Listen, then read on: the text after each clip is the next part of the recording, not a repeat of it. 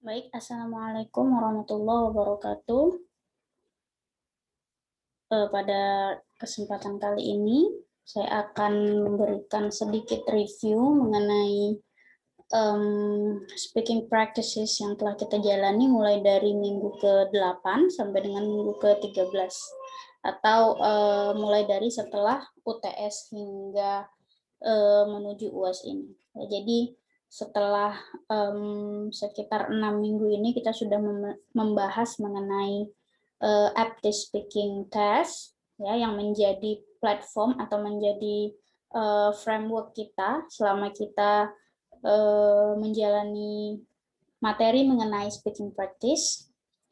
Nah, jadi pada kesempatan kali ini kita akan sedikit mereview mengenai beberapa tugas yang telah teman-teman sekalian kerjakan mulai dari latihan sampai dengan kuis di minggu ke-12 dan 13 kemarin. Baik, yang pertama kita bahas dulu short review. Ya, jadi sudah ada beberapa sampel ya. Jadi memang belum semua, saya belum memeriksa semua hasil-hasil latihan dan juga hasil kuis teman-teman sekalian. Jadi saya sudah hanya baru beberapa saja, jadi sampelnya. Jadi dari beberapa sampel yang sudah saya periksa, yang sudah saya dengarkan, secara umum the length of responses-nya cukup baik ya. Jadi seperti contohnya misalkan pada tes pertama, ya diminta untuk menjelaskan dan durasinya itu sekitar berapa detik? Sekitar 15 detik ya, sekitar 15 detik. Nah, jadi teman-teman itu secara umum sudah bisa memenuhi durasi respon tersebut. Nah, kemudian untuk review yang kedua, the way in which topics were developed through lexical change, khususnya range of vocabulary. Nah, kalau yang di bagian ini saya lihat masih apa ya? Masih butuh banyak latihan dan masih butuh banyak hal yang harus dikembangkan lagi, khususnya di bagian vocabulary atau di bagian kosakata. Nah, jadi sejujurnya saya bisa melihat bahwa ada beberapa yang mencari short article ataupun tulisan pendek mengenai jawaban ataupun yang sesuai dengan jawaban dan kemudian dibacakan saja. Nah, ya jadi saya bisa melihat karena apa? Pada saat kita berbicara seperti ini, sound-nya itu akan terdengar lebih natural. Sama seperti kalau misalkan teman-teman sekalian lagi ngomong ataupun sedang menjelaskan sesuatu, intonasi dan cara pelafalannya pasti berbeda dengan saat teman-teman membaca sesuatu. Nah, so I can feel that some of you just read the article or just read some text and then record it.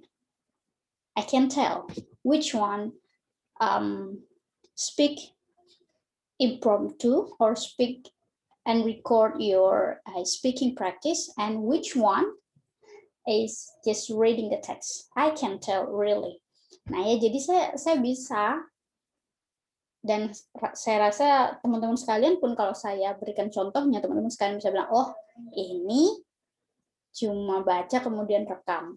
Oh ini beneran ngomong sesuai dengan teks tanpa sesuai dengan pertanyaan tanpa membaca teks. Nah, jadi saya bisa bedakan gitu. Nah, jadi kalau misalkan yang membaca teks ini, ya tentu saja vocabulary-nya lebih lebih luas dan lebih banyak dibandingkan dengan teman-teman yang ngomong langsung.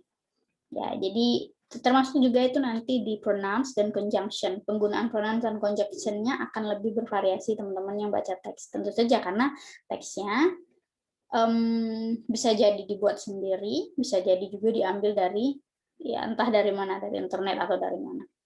Oke.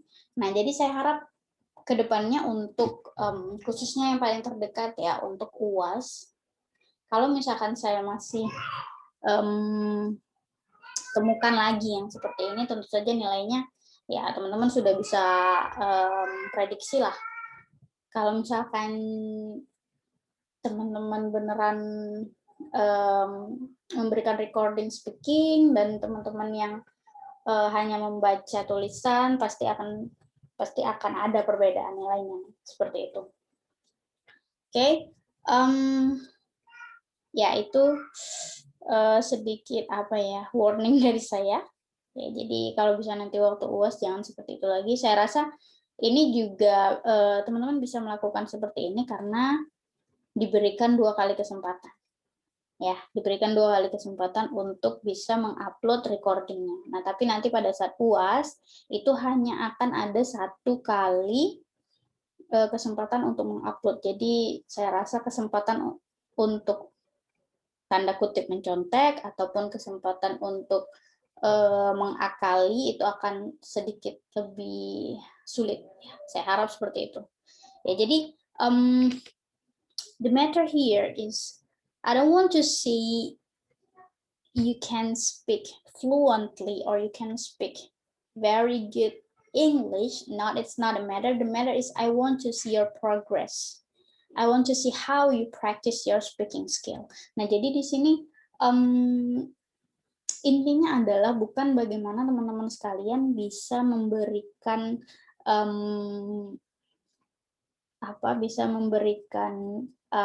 jawaban dari tugas-tugas yang saya berikan secara sempurna, tidak, tapi saya ingin melihat bagaimana teman-teman itu berusaha untuk meningkatkan speaking skill teman-teman sekalian, gitu ya. Jadi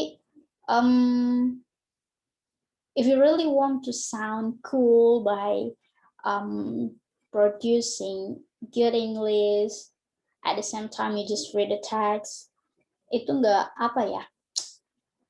bukan inti dari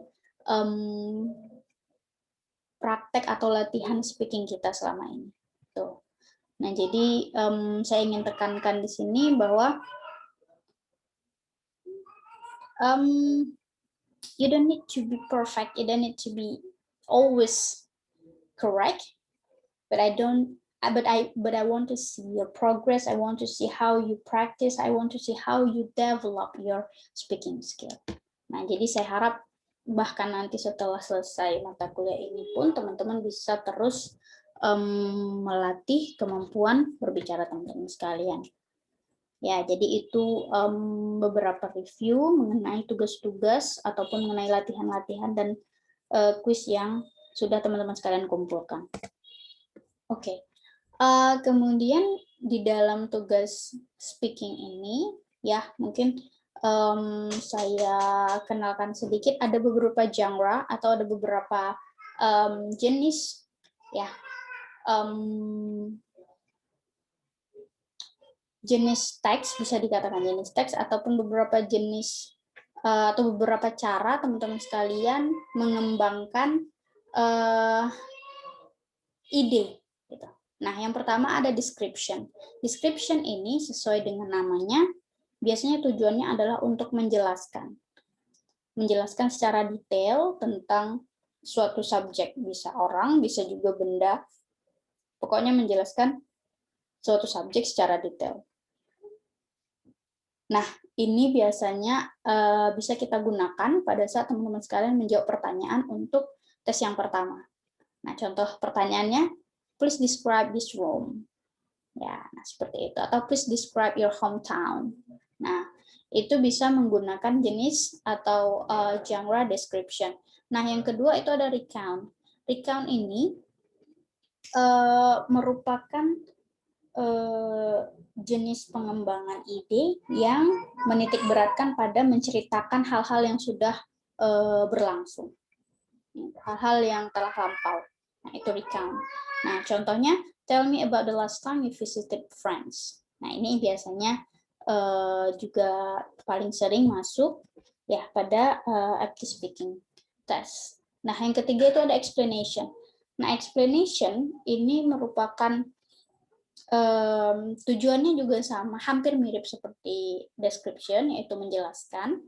Nah, tapi perbedaannya pada explanation ini, yang dijelaskan adalah lebih kepada proses.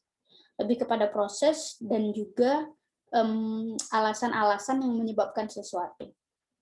Nah, contoh pertanyaan yang menggunakan pengembangan ide ini, why is it important to give people gifts on special occasion? Nah, kemudian yang terakhir ada exposition. Nah, exposition ini merupakan pengembangan ide yang berdasarkan kepada opini, ya, opini dari si pembicara tentang suatu masalah yang tujuannya adalah untuk mempengaruhi orang lain supaya setuju dengan pendapat dia. Nah, itu exposition. Nah, kapan kita bisa gunakan genre exposition ini? Contohnya pada saat kita akan menjawab pertanyaan, do you think people should pay to visit museum?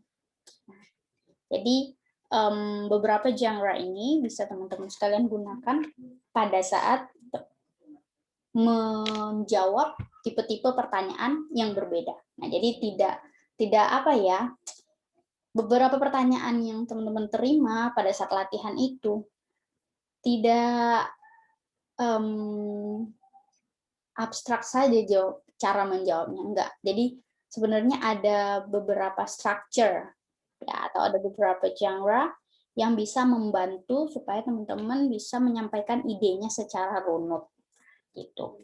Oke, nah sekarang kita lihat moves-nya. Moves ini maksudnya adalah di setiap genre tadi, ya, itu bagaimana strukturnya. Jadi dimulai dari apa, kemudian dilanjutkan dengan apa, dan kemudian bagaimana cara mengakhirinya.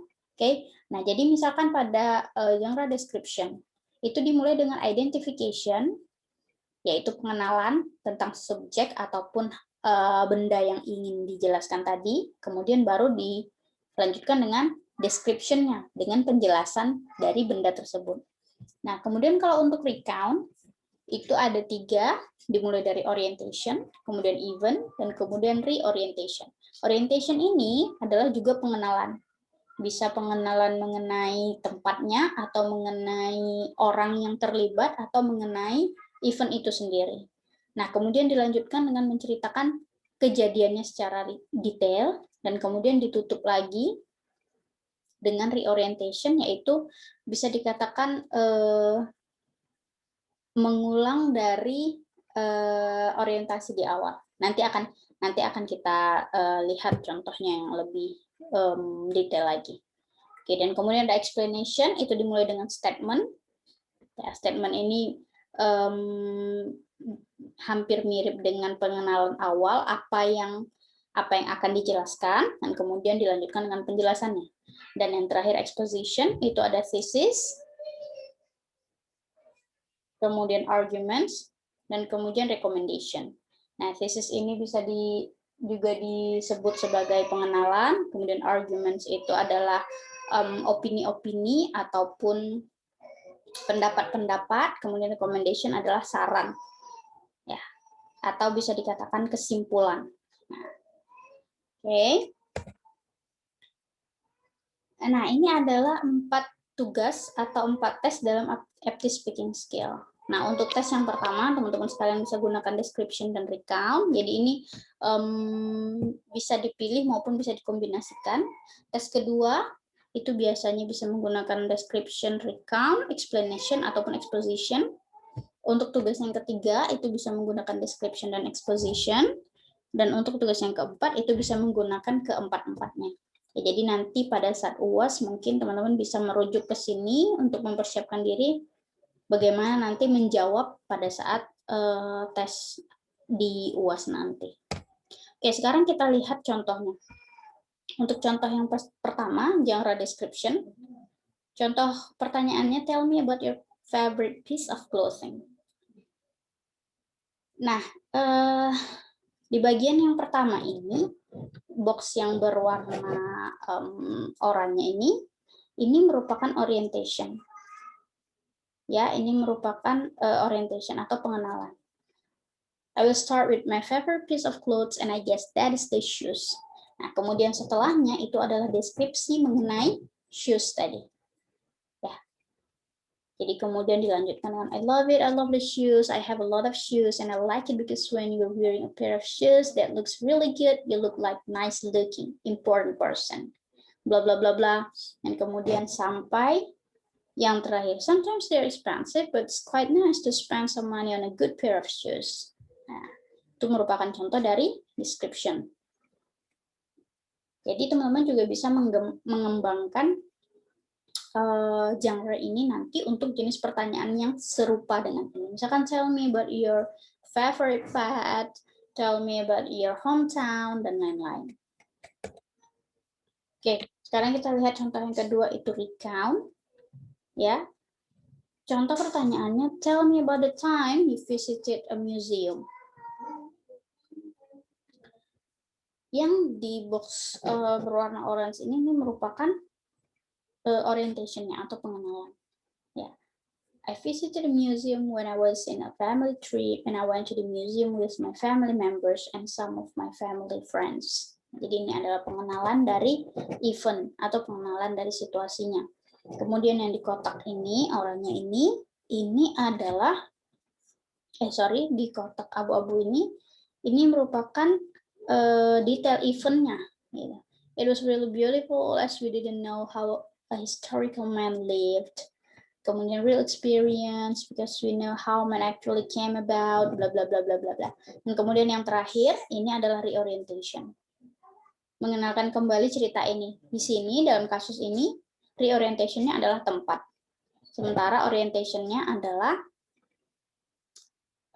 tempat dan juga orang-orangnya. Oke, itu contoh yang kedua, recount.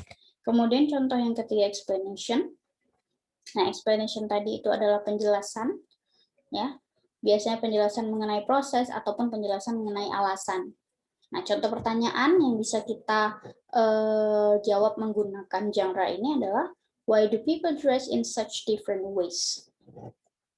Okay, nah, jadi ini adalah contoh jawabannya. Sometimes if you're wearing a lot of clothes, it's because you are in a cold country and you need to wear a special dress. Or imagine that if you are living in a mountain or if you are living in a beach. If you are living in a beach, you don't need a lot of things to wear. So sometimes it depends on the temperature, the weather, the country, even the culture. Okay. Jadi ini adalah contoh dari genre explanation. Nah, kemudian ini yang terakhir ada genre exposition. Nah, karena exposition ini menitik beratkan kepada opini, jadi bisa mendukung dan juga bisa tidak mendukung. Nah, yang contoh yang tampil sekarang ini adalah contoh exposition yang ingin mempersuasi atau mempengaruhi orang lain untuk setuju dengan pertanyaan. Do you think people should pay to visit museums or should they be free? Nah, jadi dia setuju bahwa harus gratis, gitu ya. Nah, jadi ini adalah contoh jawabannya. I think it should be a free affair because if it is free, people will visit it more. Nah, jadi dia juga sertakan alasannya, argumen-argumennya. Nah, gimana kalau misalkan contohnya yang tidak setuju? Nah, ini dia contoh yang tidak setuju. Artinya contoh yang tidak setuju bahwa pergi ke museum itu bisa gratis. Okay? It should be paid because the artifacts are hard to come by and are costlier than normal things. If a person can freely go there, then they might destroy the place if the entrance is free. Nah, jadi dia juga ungkapkan argumen-argumennya di sini. Oke, nah jadi ada beberapa evaluasi yang harus diperhatikan pada saat nanti teman-teman mempersiapkan diri untuk UAS ini. Yang pertama ada fluency and coherence. Jadi fluency itu adalah kelancaran. Nah, seperti yang saya katakan tadi, kalau misalkan kita berbicara secara natural, ya, jeda-jedanya itu juga akan terasa lebih natural. Jadi lancar itu bukan berarti ngomong dari awal sampai akhir tanpa ada jeda, bukan. Jadi kelancaran itu bisa dikatakan melompat dari satu ide ke ide lainnya itu dengan baik gitu. Nah, itu juga nanti termasuk ke dalam coherence, artinya nyambung dari yang kalimat pertama ke kalimat kedua itu nyambung. Nah, yang kedua itu ada grammatical range and accuracy. Nah, ini juga sangat penting. Accuracy itu maksudnya adalah bagaimana teman-teman bisa menggunakan kata-kata yang sesuai, kata-kata yang benar, dan juga grammar yang benar. Jadi misalkan seperti recount tadi, menceritakan tentang kejadian yang lalu, harus menggunakan apa? Past tense. Ya, gitu. Nah, kemudian yang ketiga yang juga tidak kalah penting adalah pronunciation. Nah, setelah tadi bisa lancar, kemudian idenya nyambung, kemudian juga akurat grammarnya, dan harus juga didukung dengan pronunciation yang benar. Nah, kalau misalkan teman-teman nggak tahu nih, ini gimana ya cara pelafalannya kata-kata ini? Nah, coba cek di online dictionary. Sekarang sudah sangat gampang, dan saya yakin teman-teman juga lebih canggih daripada saya, jadi saya nggak harus kasih tahu lagi tentang pronunciation ini. Masing-masing sudah bisa cek masing-masing, sudah bisa cek sendiri bagaimana cara pronounce a word yang benar. Oke, jadi saya rasa untuk materi kali ini cukup sekian. Cukup sekian materi kali ini, materi untuk review pada speaking practice. Jika teman-teman sekalian ada pertanyaan, bisa langsung drop the question on our group chat through WhatsApp. Oke, terima kasih atas perhatiannya. Assalamualaikum warahmatullahi wabarakatuh.